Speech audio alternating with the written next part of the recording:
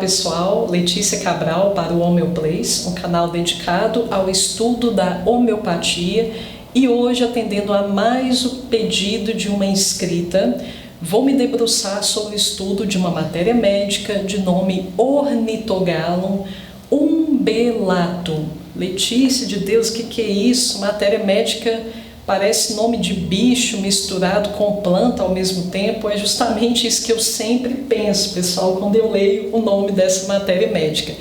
Mas para quem deseja obter algum esclarecimento a nível biológico, a nível botânico, trata-se de um lírio. Como a maior parte dos lírios, inclusive um lírio belíssimo. E como vocês podem observar, pessoal, apenas a partir dessas anotações que eu fiz aqui no quadro, eu não vou me ater apenas ao estudo dessa espécie em particular, da matéria médica dessa espécie em particular, que seria Ornithogalum umbelatum. Foi inclusive o pedido específico da inscrita. Vou aproveitar o gancho para me debruçar também sobre a análise dessa outra espécie, Ornithogalum candicans. Acredito que seja importante, pessoal, porque principalmente a candicans, ela apresenta grande aplicabilidade nos nossos dias, ainda mais levando em consideração a nossa gestão emocional precária, a nossa falta de educação afetiva, vamos colocar dessa forma. Então, existe uma grande aplicabilidade, especialmente nos nossos tempos, sem falar que é uma excelente oportunidade de estabelecermos aqui diagnósticos diferenciais, sublinhando, consequentemente, aqui muito bem as diferenças entre ambas as personalidades. Vocês vão perceber que, embora pertençam ao mesmo gênero, pelo simples fato de se enquadrar em espécies diferentes, isso aqui já vai fazer uma diferença imensa no que diz respeito ao núcleo de seus respectivos sofrimentos. Antes de começarmos o estudo propriamente, pessoal, eu gostaria de anunciar uma novidade. Eu vou fazer assim o máximo possível para lançar esse projeto ainda nesse ano. Muita gente, mas muita gente mesmo, me pediu uma videoaula para trazer instruções acerca de condutas homeopáticas a serem assumidas diante de um contexto de gripe, resfriado, afecções respiratórias diversas. Então, é justificável, levando em conta a circunstância em que estamos, muitas dúvidas de vários colegas em relação a que homeopatia indicar diante da situação X, Y. Como a gente normalmente não estuda tanto, pessoal, a gente tende a se ater àqueles protocolos. Então, diante do contexto de gripe, normalmente gripe ou resfriado, qualquer acometimento do trato médio para cima, a gente tende a lançar mão daquelas homeopatias padrão, digamos, acônito, beladona, ducamara, estamino e alguns 3 mais aí no máximo. Então, a gente tende a não individualizar esses quadros pelo simples fato de serem agudos. A gente acha que, não preciso me aprofundar tanto, não preciso levar tanto em consideração o quanto o aspecto do muco que a pessoa está liberando ali pode determinar o medicamento. Eu deixo levar em consideração modalidades, o que a pessoa faz que melhora aquela queixa, o que ela faz que piora. Deixo levar em consideração detalhes como o horário do dia em que o bicho pega, o horário do dia em que o quadro está mais atenuado. Então, levando em consideração essas dificuldades, pessoal, esse apego excessivo a protocolos, eu senti necessidade de roteirizar esse aulão. É um aulão que será centrado em afecções respiratórias, pessoal, mas mais uma vez eu enfatizo. Eu não vou tratar neste aulão de acometimentos do sistema respiratório do trato médio para baixo, porque aí nós já teríamos de abordar a questão com viés mais profundo. Estamos falando de pulmões, então a coisa já está mais grave aqui. Não vou tratar, pessoal, de problemas pulmonares crônicos. Tratarei de quadros agudos que acometem o trato respiratório médio para cima, ou seja, o médio e o superior. Rinite, sinusite, a gripe, o resfriado comum, aquela coriza muito parecida com um quadro alérgico que muitas pessoas hoje em dia manifestam cada vez mais. Que tipo de conduta a gente assume diante dessa circunstância? Então essa videoaula, esse aulão, na verdade, será uma aula possivelmente bem maior do que as que eu já gravo aqui para vocês, ou seja, vai ser um mini curso de saúde respiratória apelando aos recursos homeopáticos. Eu acredito, a minha expectativa é que eu vou conseguir lançar essa videoaula ainda esse ano. Eu vou fazer o máximo possível, mas não posso prometer. De qualquer forma, vocês ficarão sabendo por aqui, ficarão sabendo também pelo Instagram. Portanto, me sigam para vocês ficarem em dia com as novidades aqui do Homeoplace. Mas, enfim, pessoal, vamos nos ater ao que interessa na nossa videoaula de hoje, que é o estudo de, primeiramente, Ornithogalum umbellatum. Vou proceder da seguinte forma, pessoal, vou partir de características mais gerais para as mais específicas. Ou seja, pessoal, se eu vou começar dos traços gerais, o que seria mais geral aqui quando a gente analisa essas duas personalidades? O que elas têm em comum? Ambas fazem parte do mesmo gênero aqui, o gênero Ornithogalum, mas além disso, o que é Ornithogalum? Tem como eu generalizar um pouquinho mais isso aqui? Sim, Ornithogalum é um lírio, pessoal. E apenas levando em conta essa informação, eu já posso chegar a várias conclusões acerca de ambas essas personalidades. Se eu estou falando de um lírio, pessoal, eu estou falando de um sujeito que apresenta questões sérias. O cerne de suas desarmonias gira em torno da necessidade de ser incluído, ou seja, são personalidades que vão adoecer sempre que se sentem destacadas, excluídas, estrangeiras em seu próprio meio. E se sentem melhor, obviamente, quanto mais incluídas elas se sentem. Quando Shankaran, pessoal, fala dos lírios no seu esquema, ele fala de duas reações possíveis, no caso das personalidades lírio. A reação passiva e a reação ativa. Ao que isso faz referência, pessoal? Poucas pessoas entendem o que são essas reações dentro ali do esquema de Shankaran, da forma como ele apresenta. São formas, pessoal, do indivíduo reagir ao sofrimento. Ele pode reagir de uma forma passiva ou ativa. Qual seria a forma passiva dos lírios reagirem ao sofrimento? É se segurando com força. Letícia, o que significa isso na prática, objetivamente, se segurar com força? Vamos evocar aqui o próprio apego, a dificuldade de se reinventar, a dificuldade de abrir mão de estruturas obsoletas ou mesmo relações obsoletas. Quando estamos falando de lírios, pessoal, muito das problemáticas, vocês vão perceber, gira em torno das relações humanas. Então, quando eu falo apego excessivo, segurar com força, eu estou falando de uma dificuldade de se reciclar, de dançar de acordo com o ritmo da música. São pessoas que têm pouco jogo de cintura, com medo de quê? Em sendo lírio, qual que é o medo? Vamos novamente recapitular o medo central aqui, de ser excluído.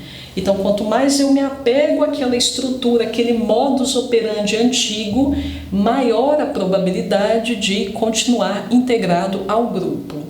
E a versão ativa? Qual outra resposta esse indivíduo pode demonstrar diante do sofrimento? Movimento, se mover. Objetivamente falando, significa isso mesmo, pessoal. Aquela pessoa que ela não está bem, ela precisa de um tempo para assimilar, metabolizar tudo que aconteceu com ela, mas ela continua em movimento, ela continua fazendo. Isso aqui tem muita relação, principalmente com o Ornithogalum umbellatum, com como ele reage ao luto. Inclusive, pessoal, as pessoas tendem a pensar em Ornithogalum umbellatum majoritariamente dentro desses contextos de luto, mas eu gostaria de abrir um pouco mais o leque de possibilidades de vocês para o que significa o luto efetivamente. Quando a gente pensa em luto, a gente pensa imediatamente, de forma automática, naquela pessoa que acabou de perder um ente querido. Mas nunca pensem, pessoal, apenas no contexto de morte. Pensem no luto também, advindo de um processo de ruptura afetiva, um divórcio, por exemplo. Ampliem um pouco mais o horizonte de consciência de vocês acerca do que seria o luto. O luto consiste naquele sofrimento advindo de uma ruptura de relações.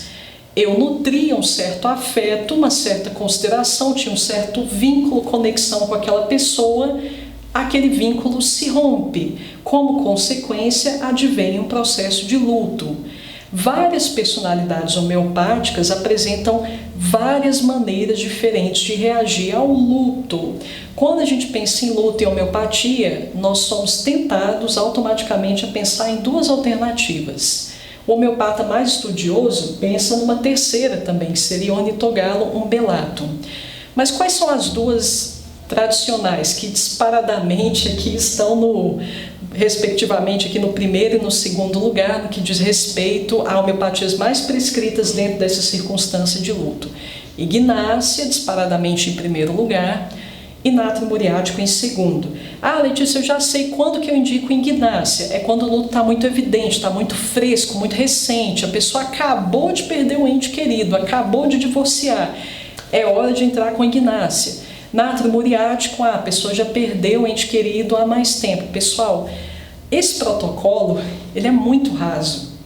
Porque tudo em homeopatia, primeiro, deve ser individualizado. Então, não protocolizem absolutamente nada, mesmo casos agudos. Nesse mini curso que eu vou oferecer a vocês, Saúde Respiratória na Pandemia, ali eu vou enfatizar muito, pessoal, o quanto essas nuances, elas contam para que a gente tenha assertividade no tratamento. Nós não devemos, pessoal, olhar para o doente para a gente enxergar o que a gente quer enxergar. A gente tem que olhar o doente do jeito que ele é. A gente precisa aprender os sintomas da forma como eles estão se apresentando para a gente. Então é desenvolver, o terapeuta ele precisa desenvolver o tempo todo uma receptividade àquela realidade que está se apresentando a ele. Uma pessoa, pessoal, que acabou de perder um ente querido, ela pode se manifestar de várias formas no que diz respeito ao luto que ela está experimentando. Uma pessoa que acabou de divorciar, ela pode tanto chorar quanto aparentemente ficar indiferente. Ela pode chorar, ela pode começar a reclamar, lamentar, entrar naquele processo nostálgico. A gente vê que a pessoa está sentindo saudade, aquilo ali está muito expresso. Ou a pessoa ela pode apresentar uma tristeza mais contida. Parece que ela já vem passando por aquele luto há mais tempo. Mas veja, pessoal, que eu estou falando ainda do mesmo momento. Eu estou falando daquela pessoa que acabou de perder um ente querido. Então, você simplesmente indicar uma homeopatia com base em cronologia, pessoal, isso definitivamente eu não estou levando em conta a realidade do sujeito, a realidade individual do doente. Levar em conta parâmetros temporais que não tem nada a ver com a pessoa vai me levar a uma baixa assertividade. Então, pessoal, Ignácia não é sempre apropriada para um luto fresco. Assim como o Natrio muriático, nem sempre será apropriado para um luto antigo. Essa percepção de recente e antigo é o sujeito que vai determinar, é a percepção do doente que vai determinar isso. Tem pessoas que elas permanecem no estado de luto Ignácia, às vezes por muitos anos. A pessoa chora todo santo dia em função daquela perda. E tem pessoas que acabam de perder um ente querido e parece que nada aconteceu. Então, novamente, pessoal, enfatizo. Olhem para o doente com o coração aberto. Estejam atentos a todos os sinais que ele está apresentando. Não é o que você quer ver, o que você está projetando em cima dele. É o que ele está te demonstrando. Leiam nas entrelinhas o que puder ser lido. Gestos, palavras usadas repetidamente, expressões faciais, dicção, como a pessoa começa e termina uma frase, sonhos, material riquíssimo para análise de personalidade. Pergunte com o que aquela pessoa tem sonhado. Então, Letícia, o que você quer dizer com tudo isso? Olhou, viu que é lírio? Viu que é uma personalidade lírio? Já posso chegar àquelas 3 conclusões que você falou. O indivíduo ele vai adoecer se ele se sente excluído. Ele vai apresentar 2 reações possíveis diante dessa sensação de exclusão, porque nem sempre a exclusão é real, pessoal, por isso que eu enfatizo. O que vale é a percepção do doente. E se a pessoa está doente, pessoal, em geral, é porque essa perspectiva está distorcida. Em geral, é essa conclusão a que nós chegaremos e o próprio doente também. Reações diante desse sofrimento. Reação passiva. Vou me ater com força a essa estrutura pré-estabelecida, a esse cenário conhecido. Reação ativa, fazer, fazer, fazer. continuar fazendo o que eu já estava fazendo antes, como se nada tivesse acontecido. No fim das contas, vocês vão entender que reação ativa e passiva se intercambiam normalmente numa personalidade lírio, ao ponto de muitas vezes a gente não vê muita diferença entre reação passiva e ativa. Automaticamente nós vamos percebendo que ambas se intercomunicam, se retroalimentam. Mas em se tratando, agora sim vamos começar aqui com as diferenciações. Em se tratando de ornitogalo umbellatum, o que a gente vê aqui, pessoal, é uma espécie de dilema entre demonstrar que eu sou um sujeito autoconfiante, demonstrar que sou um sujeito autodeterminado, que sei o que quer e que, portanto, desejo ver a minha vontade prevalecer. Existe essa faceta do sujeito que sabe o que quer, sujeito confiante de fato, e a faceta daquele sujeito que é relativamente inseguro. Bom, se eu deixar claro o que eu quero, se eu tentar afirmar a minha vontade, pode parecer que eu estou tentando dominar a situação. E eu não quero que o meu parceiro, que os meus amigos sintam que eu sou muito agressivo nos meus posicionamentos. Eu não quero me fazer passar como um tirano que quer enfiar as suas ideias goela abaixo dos outros. Então, bom, o que eu tenho que ser, no fim das contas? Eu devo ser um sujeito que impõe a própria vontade ou eu devo ser um sujeito que cede o tempo todo? Veja, pessoal, que como qualquer personalidade, já vou falar até o estágio para vocês, em que o ornitogalo umbellatum está situado, estágio 12. Veja que não poderia deixar de ser, porque aqui no estágio 12, conforme a classificação de Schouten, qual é a maior dificuldade que a gente enfrenta aqui? Determinação de limites, determinação de um equilíbrio. Aqui, lembre-se, eu já havia enfatizado isso com vocês na aula Agáricos. Um dos temas do estágio 12 é o exagero.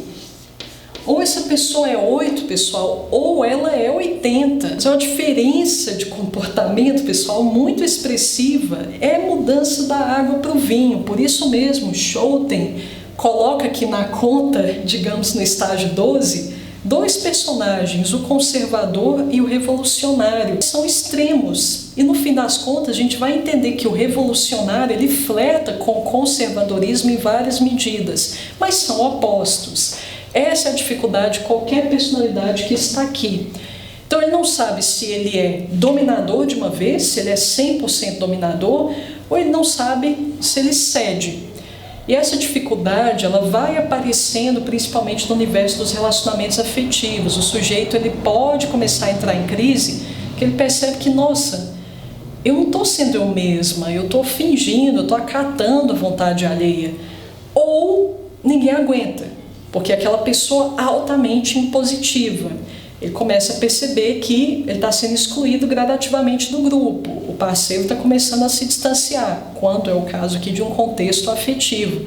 Então ele começa a entrar em crise, porque ele começa a perceber que, nossa, eu tenho uma natureza forte demais, também está dando certo. Então eu vou voltar àquele ponto em que eu sou excessivamente flexível, até o ponto de adulterar, perverter completamente a minha identidade. Em ornitogalo umbellatum, pessoal, a gente vê uma enxaqueca, uma dor de cabeça, que ela é parecida com uma dor de cabeça que a gente vê em cófia, que é uma dor de cabeça que agrava com excitação. Então a pessoa fica feliz, fica muito eufórica, só piora a situação da dor de cabeça.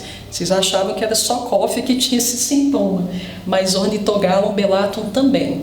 Todavia, essa piora, pessoal, ela se restringe à enxaqueca. Apenas a enxaqueca se agrava diante de um contexto de excitação. E veja, pessoal, se é um lírio, a dor maior desse lírio é ser excluído, é a ruptura. O que é uma ruptura? É você ser excluído no fim das contas, levando em consideração o contexto aqui de grupo, que remete à integração. O casamento é um tipo de integração. Se eu me divorcio, me separo, eu me vejo desintegrada. É assim que a personalidade lírio enxerga a situação. Bom, fui excluída daquele grupo, daquele corpo coletivo, daquela egrégora. Então, obviamente, o que vai agravar os sintomas de ornitogalo umbellatum? A traição. Como não poderia deixar de ser também, pessoal, para qualquer indivíduo aqui no estágio 12. Letícia, o que é isso, estágio 12? Eu estou falando, pessoal, da 12ª coluna da tabela periódica. Ali vocês têm zinco, vocês têm cádmio, vocês têm mercúrio, tem o lantanídeo também, disprósio, e tem o actinídeo também, que, se eu não me engano, é o americium, mas eu posso estar errado.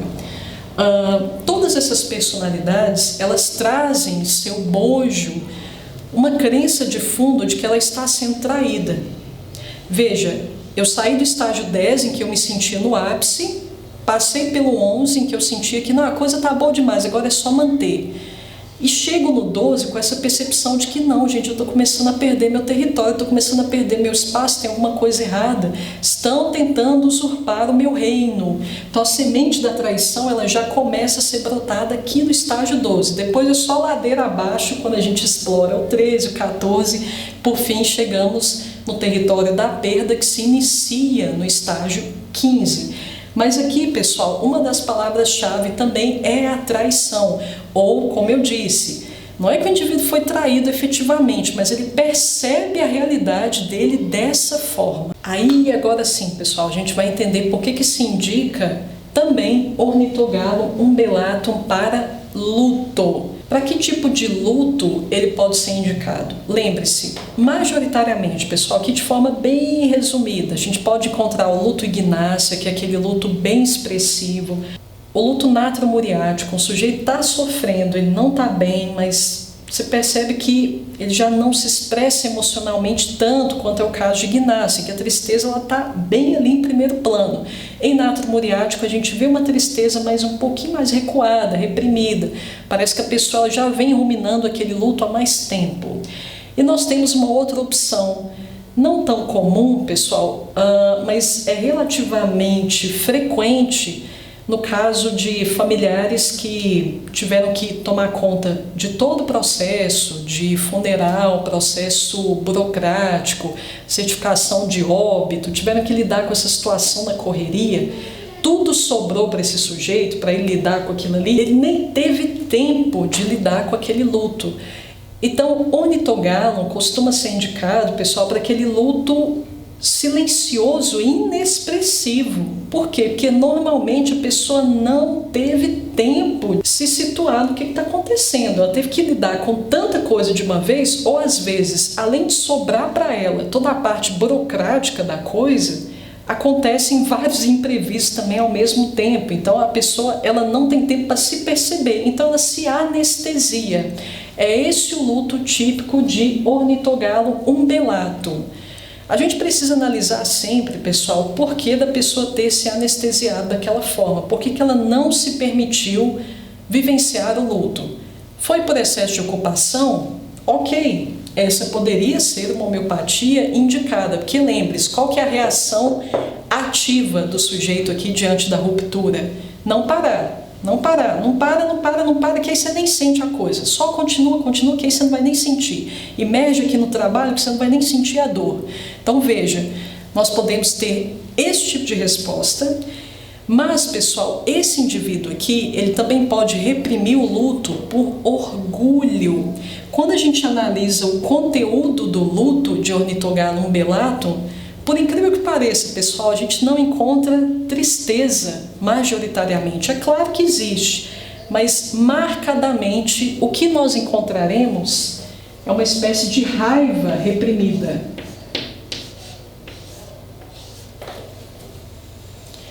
Esse sujeito, diante da ruptura, ele experimenta raiva, muita raiva. Letícia, mas a pessoa acabou de perder um ente querido, vai sentir raiva. A gente precisa examinar o porquê que isso acontece, pessoal. Vamos pegar alguém aí, um homem que se divorciou. Mulher deixou o cara, se divorciou dele. Aqui, no estágio 12, pessoal, vale enfatizar. Temos pessoas que não veem muito a necessidade de mudar. Elas são pessoas muito resistentes à mudança. Lembre-se, nós temos o revolucionário aqui? Temos, mas temos também principalmente conservador aqui. Então são pessoas muito cabeças duras. Quando elas percebem que o bicho vai pegar, nossa, agora meu marido vai romper comigo. Ao invés dela enfrentar aquela situação, ao invés dela encarar aquela situação como um chacoalhão para ela mudar, veja, olha aí, seu parceiro não aguentou ficar com você, você precisa mudar, tem alguma coisa em você que não está certa. É 50% de culpa sua e do parceiro que se foi. Então, o que compete a você? Observe, analise em que sentido você pode mudar para evitar a recidiva dessa situação. Ao invés de ter a humildade de fazer essa avaliação, ele pensa o seguinte: nossa, fulano me abandonou, como que alguém pôde me deixar? Então, veja o ego aqui falando alto, pessoal. Então, é uma raiva que gira em torno basicamente de um questionamento: como fulano pôde, como ele foi capaz. E por incrível que pareça, pessoal, a gente pode estar falando de um questionamento desses mesmo no contexto de morte. A pessoa ficar com raiva do ente querido que morreu. Não, como é que você pode fazer isso comigo? Você vê que tem raiva, tem indignação ali. Pelo fato da pessoa ter morrido, parece muito louco, pessoal, mas pode acontecer. A pessoa experimentar mais raiva que saudade, mais raiva que tristeza, pelo processo de ruptura efetivamente ali proporcionado pela morte. Então a pessoa fica com raiva porque ela sente o ego dela ferido no processo. Como você pôde me deixar? Mas para eu continuar saindo de gostosona aqui no processo, eu finjo que nada está acontecendo. Tá, fulano me deixou, mas vamos tocar nesse assunto não, vamos falar do que importa, dos meus projetos. Aí a pessoa vai lá no salão, muda todo o visual, ela quer dar a entender que ela não está sofrendo no processo. Quantas pessoas que passam por separações que vocês não testemunham exatamente esse comportamento de negação? Por quê? Porque o ego está altamente ferido. A pessoa está com aquele questionamento: como fulano foi capaz de fazer isso comigo?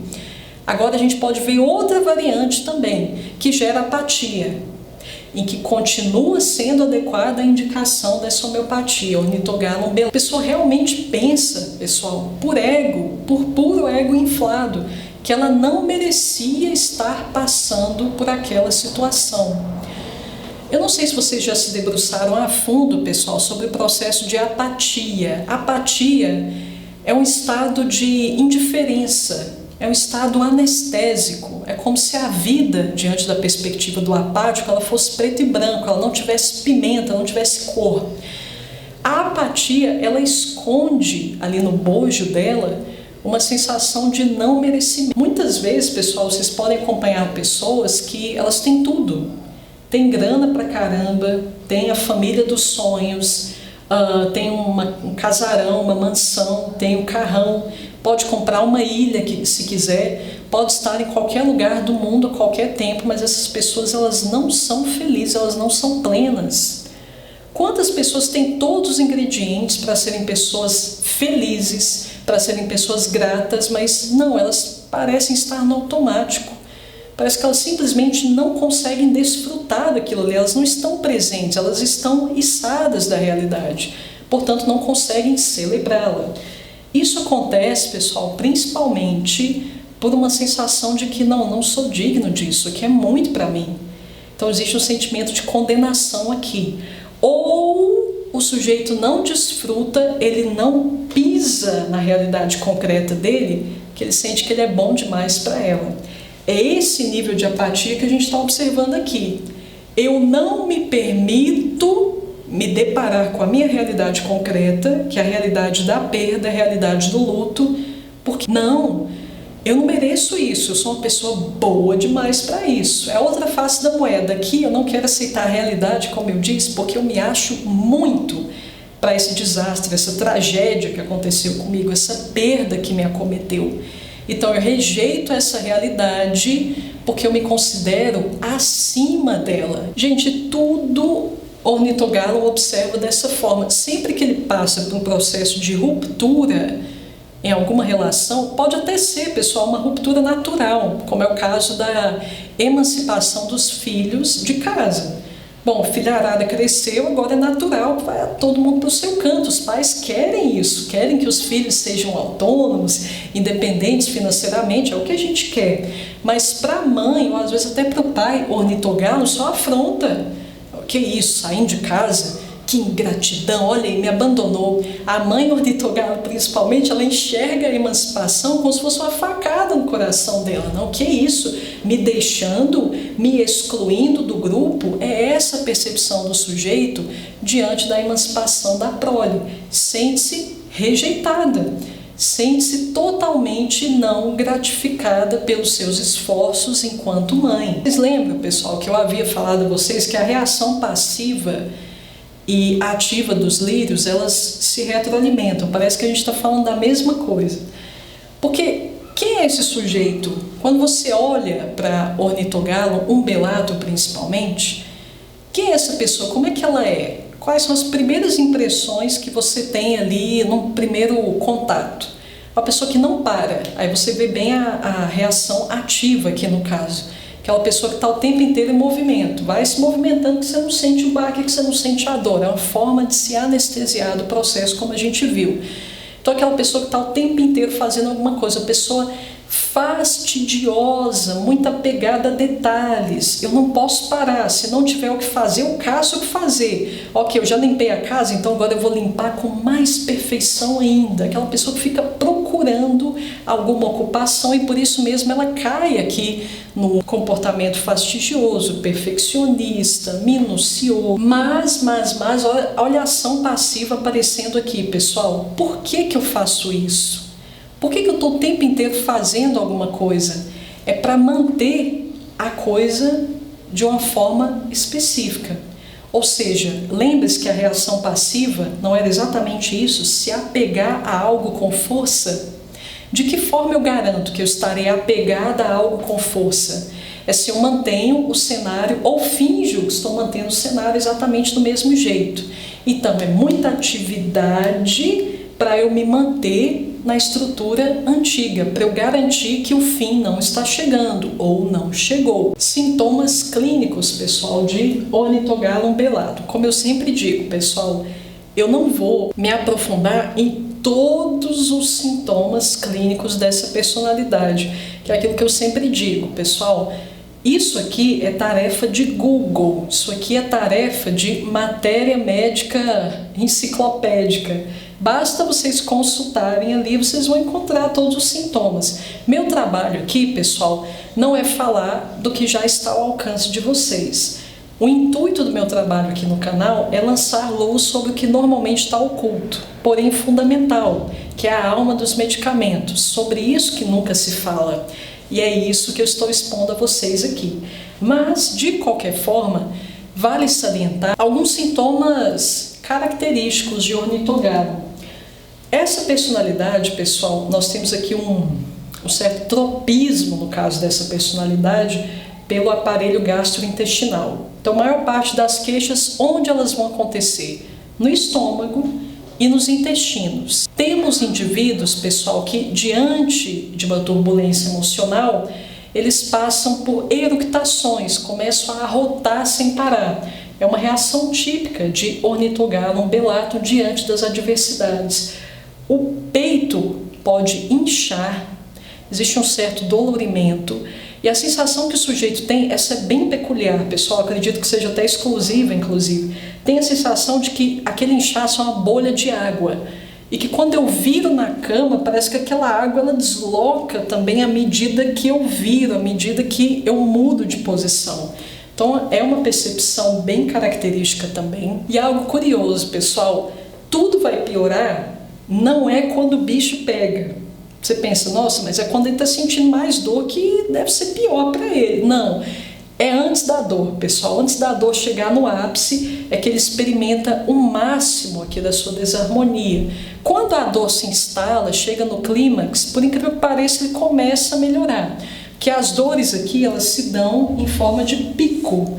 Então eu tenho esse ápice, mas depois do ápice eu tenho aqui a queda, o declínio da percepção dos sintomas. Então, onde é que eu tenho a sensação de que eu estou mais estabilizada? É antes de chegar no cume, por mais contraditório que pareça. Quando eu estou no ápice das dores, não é tão ruim em relação ao início ali do desenvolvimento desses desconfortos. Agora sim, pessoal, vamos virar a mesa para falar um pouquinho da personalidade Ornitogalo candicans. De novo, recapitulando, é um lírio. Em sendo um lírio, o que a gente já pode concluir a partir dessa constatação? Alguém que vai adoecer quando se sente excluído, alguém que apresenta um apego à estrutura, dificuldade de mudança, quer manter as coisas tal como elas estão, quer conservar o seu contexto de vida, principalmente relacionamentos exatamente da mesma forma que está, e lido com a dor, executando, fazendo, me ocupando com 1.000 atividades. Quando não tiver o que fazer, eu invento o que fazer, nem que seja aprimorando o que já foi feito, caçando detalhes. Já entendemos que todos os lírios apresentam essas facetas. No caso, pessoal, de Ornithogalum candicans, aqui vimos, no caso de Ubelatum, que é uma personalidade que se situa no estágio 12. Aqui veremos o melhor posicionamento no estágio 9. Isso já muda muito a coisa de quadro, pessoal, porque enquanto aqui vemos a temática da conservação, do desejo de restauração, aqui, pessoal, pessoas que estão no estágio 9, elas estão sempre com aquela sensação de quase o melhor, quase no ápice, quase no apogeu, quase dando certo, só tem que passar a coisa ali pelos testes finais, mas eu estou quase no paraíso, quase naquele patamar que eu sempre almejei, então eu estou ali beirando o cume da montanha. É essa percepção que essas personalidades têm o tempo todo. Agora, como que isso aplica aqui no quadro de Ornithogalum candicans, principalmente quando a gente analisa a dinâmica amorosa desses sujeitos? São pessoas, pessoal, que elas se sentem quase no ápice amoroso. Então são aqueles sujeitos que, quando eles conhecem alguém, gostam dessa pessoa, eles já projetam um cenário utópico para aquela relação, totalmente idealizado. Seremos felizes para sempre, nossa, amanhã a gente já vai marcar o casamento, deixa eu olhar aqui alguns designs de convites, quem que a gente vai convidar para a nossa festa. Então a pessoa, ela antecipa o sonho, ela não está lá, mas se sente quase lá, de forma que ela já começa a fazer planos. Só que isso aqui, pessoal, pode chegar num ponto da pessoa começar a ver uma fantasia mesmo. Nossa, mas muitas vezes o pretendente nem deu a entender que quer ficar com a pessoa, só que ela já está fazendo planos em cima de sinais que não dizem nada. A pessoa nem se posicionou se ela vai corresponder ao seu amor, ao seu afeto ou não. Então eu já antecipo aqui a vitória, eu já construo cor-de-rosa, um castelo de cartas e começo a viver dentro daquilo ali, começo a viver essa ilusão. Se o indivíduo estiver muito desestabilizado, pessoal, ele projeta essa ilusão sobre o outro. Ele começa a se sentir íntimo da pessoa, é como se estivesse casado com aquela pessoa que nem o sim te deu ainda, nem sim para namorar sequer ela te deu. Então a pessoa, ela começa a projetar em você algo que ela mesma construiu com sua imaginação super fértil. Então você está sendo convidado a viver o sonho daquela pessoa. Então nós podemos ter essa variante e podemos ter uma variante mais ou menos contrária, que é a seguinte: bom, eu já tenho o relacionamento, digamos, perfeito. Eu estou com aquela pessoa com quem eu nutro um alto nível de compatibilidade, reciprocidade, uma pessoa companheira. Bom, não tem por que não casar, não tem por que parar nesse limbo. Esse seria o próximo passo. Mas aí a pessoa, ela começa a se sabotar. Inclusive, pessoal, aqui a gente percebe demais o tema da autossabotagem. Porque, veja, a pessoa já estava próximo do cume. O que ela devia fazer? Era só dar um passinho mais que ela já ia chegar lá. Mas não, ela acaba se sabotando muitas vezes. Acaba cancelando uma apresentação que estava perfeita, estava impecável, mas tinha um errinho lá, a pessoa pensa, não, tem que cancelar esse negócio, tem erro aqui, não vai dar certo. Então, naquele momento que ela estava prestes a abocanhar o sabor glorioso da vitória, ela se sabota, ela aborta o processo, que muitas vezes ela trabalhou muito para chegar naquele ponto, pessoal, por isso que dá tanta raiva testemunhar esse desperdício, é um desperdício que dói o nosso coração. Então aquele sujeito, no caso dos relacionamentos, é aquele sujeito que está num relacionamento bacana, tinha tudo para casar, usufruir de uma vida feliz ali a dois, o indivíduo começa a caçar problema no relacionamento, problema que não existe. Ah, mas fulano olhou para a cortina de um jeito que, eu acho que tem outra na jogada, viu? Gente, não tem nada, o cara não fez absolutamente nada. Que eu estou dando o exemplo de um homem, mas pode ser uma mulher também. Aquela pessoa que ela fica caçando problema, não existe, está tudo bem. Ninguém deu mostras, ninguém deu evidências objetivas de que era digno de desconfiança. Pelo contrário, mas a pessoa com o intuito de se sabotar, aqui pode ter vários motivos, pessoal, inclusive um motivo similar ao que a gente apresentou, a sensação de não merecimento. Não, essa felicidade que me aguarda, não sou digno dela, não mereço. Não, essa vida a dois, cor-de-rosa desse jeito, não é algo que me diz respeito. Para alguém como eu, tão cheio de problemas, tão cheio de coisas para consertar em si mesmo, tão cheio de imperfeições, não, isso não é digno de mim. Então aqui nós vemos uma autossabotagem por distorção de autoimagem, principalmente. É por isso, pessoal, que nessa variante a empolgação da pessoa ela é efêmera, ela é muito passageira. Ela dura um lapso, um piscar de olhos, porque a pessoa não se permite vivenciar aquele prestígio. Como eu disse, ela não se sente merecedora. Então ela se empolga, mas aí daqui a pouco ela se refreia. Ela pensa, não, que isso não é para mim, isso não pode estar acontecendo. Frase típica que alguém que está vibrando aqui costuma utilizar. Era bom demais para ser verdade. Não, criatura, não era bom, é bom. Você está caçando problema onde não existe, caçando fantasma onde não tem. Então, quando esse indivíduo é estabilizado, nós, enquanto terapeutas, observamos essa retidão, essa restauração de visão no que diz respeito à realidade do sujeito. Ele passa a enxergar o seu ouro, tal como ele é, algo que veio como fruto, consequência do seu trabalho árduo, da sua dedicação, aplicação feliz de sua intuição, da obediência aos desígnios de sua vocação. Ele começa a perceber tudo aquilo como algo de que ele é merecedor, que ele fez por onde. Então, assim que esse indivíduo se estabiliza, é essa a resposta que tendemos a testemunhar. Ah, Letícia, eu sei que não é o foco, mas fala um pouquinho de sintomas clínicos de Ornithogalum cândica. Aqui, pessoal, existe isso na maior parte dos lírios, que fique claro, inclusive em Lilium tigrino também a gente observa isso aqui. Existe uma dor normalmente centrada nos quadris, é dor no quadril mesmo. A pessoa ela descreve como dor no quadril. Letícia, o meu quadril está doendo, é lateral baixo aqui do meu corpo. Só que o desconforto no quadril de Ornithogalum cândicans é mais centrado no quadril direito, parte da frente, um pouco mais para cima, quase ali chegando no abdômen propriamente. Então, lado direito, parte da frente, um pouco mais para cima. É uma dor que vai piorar com o movimento. Compulsões alimentares míopes. Normalmente, pessoal, se você entrevista alguém, você já acompanhou alguém com compulsão alimentar, facilmente você vai chegar à conclusão que essa pessoa, ela coloca ali os momentos de gula do dia, aqueles momentos que ela se descreve como mais desenfreada ali no que diz respeito à alimentação, aqueles momentos que ela se vê mais voraz.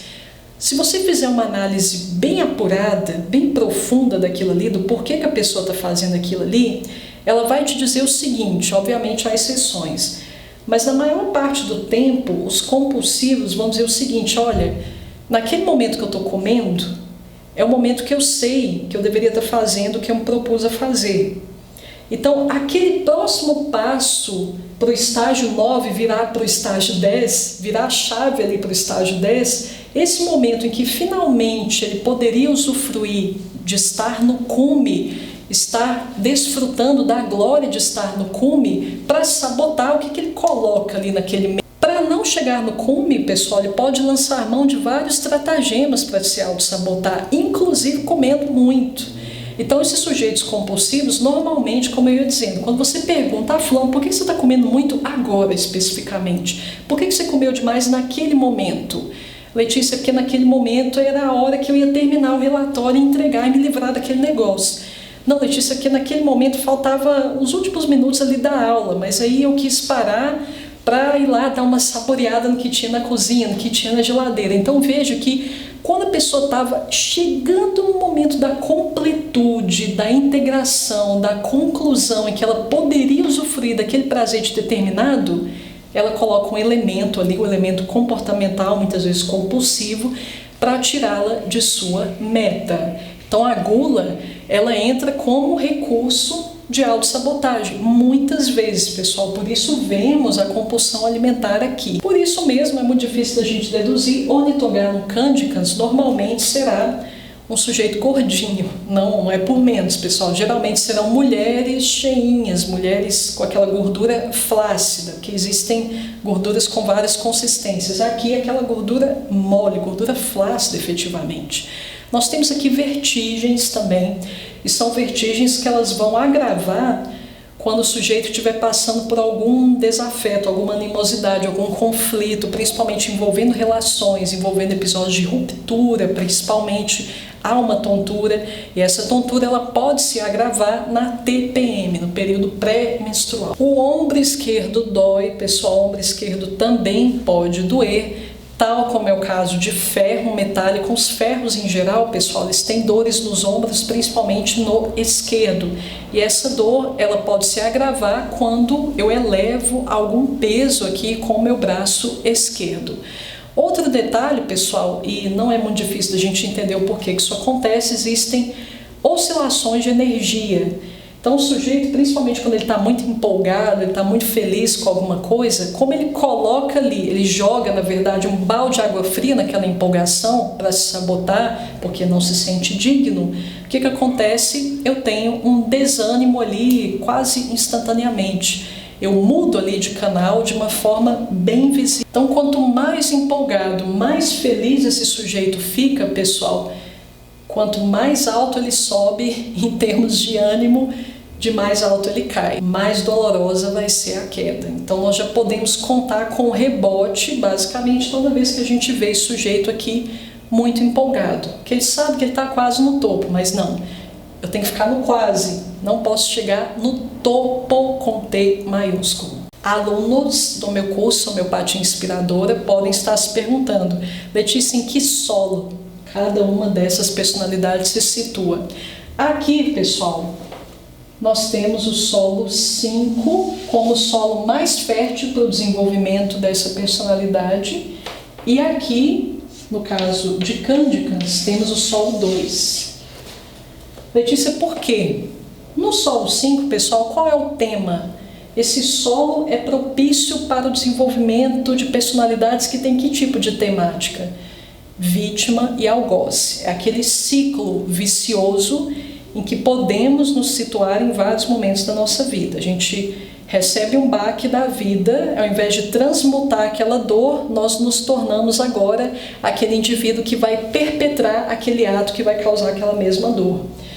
Então, Letícia, como? Por que no caso de Ornithogarum bellatum a gente percebe uma compatibilidade maior com o solo 5? Porque veja, pessoal, que a minha forma de lidar com o luto é nutrindo raiva.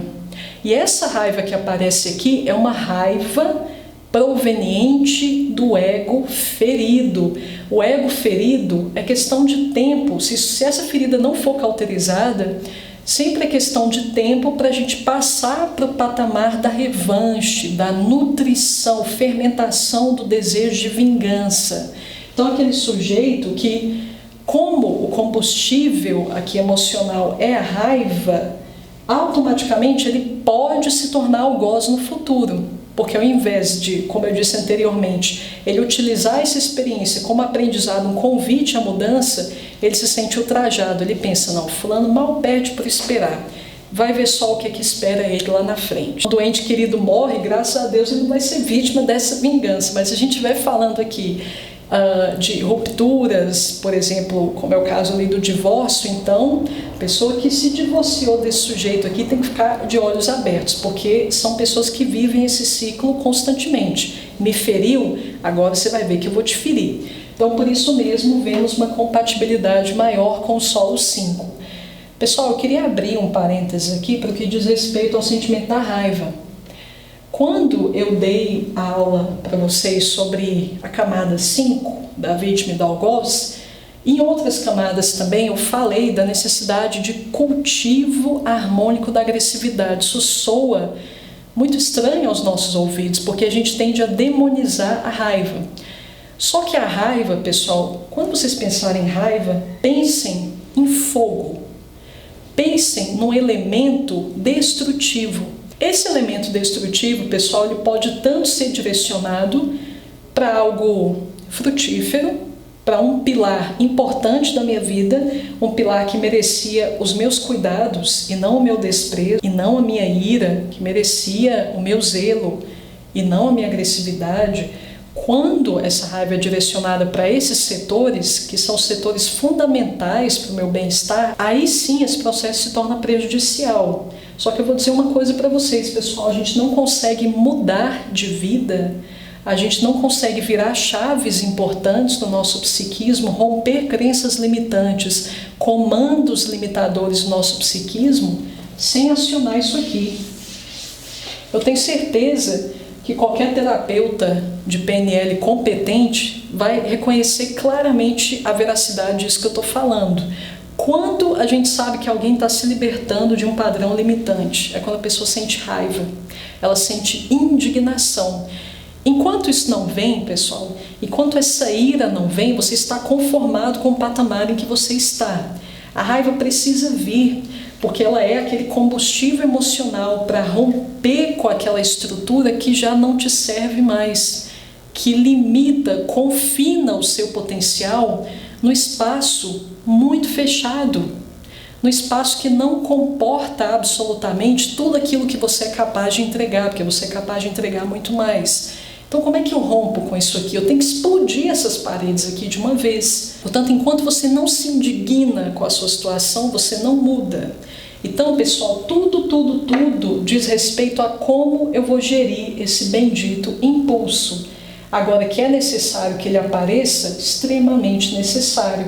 Quando nós trabalhamos mediante o método homeopatia inspiradora, a camada 5, nos tornamos mais capazes de transmutar a raiva. O que quer dizer transmutar a raiva nesse caso, Letícia? É direcioná-la para o sentido correto. Não é para os pilares fundamentais da minha vida que eu devo direcionar a minha raiva, eu devo direcionar para aquilo que não me serve mais. Isso é fazer um uso inteligente do impulso da raiva. E é isso que auferimos ao regenerar o solo 5. E aqui, Letícia, no caso de Ornithogarum candicans, por que é uma personalidade que floresce majoritariamente no solo 2? Aqui, pessoal, o que é trabalhado efetivamente no solo 2? A autoestima. Tudo que está impedindo essa personalidade de auferir maior parte do seu potencial é a necessidade de ser aprovado, é a necessidade de ser amado. Eu quero garantir que me aceitam. Eu exijo essa aprovação tanto lá de fora, quanto inclusive de mim mesmo. Porque veja, num primeiro momento, eu tenho tanta necessidade de ser amada que eu quero forçar a barra com a outra pessoa. É aquela primeira variante sobre a qual falamos. Tanto eu quero amor que eu passo a nutrir uma ilusão aqui na minha imaginação e projeto aquilo ali sobre a pessoa, independente da pessoa ter concordado objetivamente com aquilo ali ou não. Eu decidi que você é minha alma gêmea, coloquei isso na minha cabeça e pronto, eu vou viver essa ilusão aqui, mesmo sendo uma ilusão. Então veja que é uma carência tão grande, pessoal, que eu prefiro viver uma paranoia. É mais confortável para mim, a urgência de sentir-me amada, ela é tão grande que chega nesse nível. Agora, a outra variante, ela não fala tanto acerca da necessidade de obter amor de fora, mas é sentir amor por mim mesma, me autoconsiderar.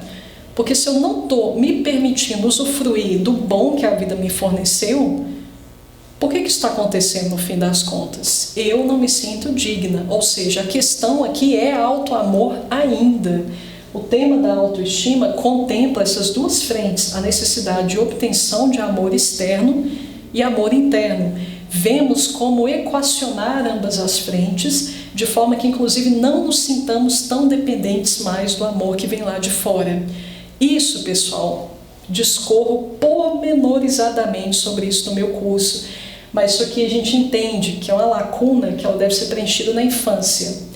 Se ela não é preenchida, eu levo isso para a idade adulta. Eu levo essa necessidade de ser amado e aprovado e acolhido para a idade adulta. Só que é muito, pessoal, muito abusivo a gente cobrar isso de alguém. Isso aqui é demais para alguém nos dar. Eventualmente, a vida nos favorece, nos premia com indivíduos que nos amam incondicionalmente, nos amam como uma mãe deveria nos ter amado, como um pai nos deveria ter amado, mas é muito raro, meu Deus do céu, a gente encontrar alguém disposto a nos amar dessa forma. Pessoal, numa dinâmica homem-mulher, não é esse tipo de carência que deve reger essa dinâmica afetiva. Então, no curso em questão, eu ensino como se conectar a uma fonte de amor primordial, de forma que nunca nos sintamos carentes dela, ao ponto de ficar requisitando, vampirizando isso de fora. Adendo, pessoal, naquela primeira versão, aquela versão da pessoa que força a barra com a outra, que é tanto acreditar que a outra está apaixonada por ela, que vai forçando a barra, fingindo que o outro de fato está perdido de amores pela pessoa, essa versão em particular, não preciso nem dizer que ela coleciona abusos. Porque eu tanto quero ser amada, chegando ao ponto de viver uma fantasia, inclusive,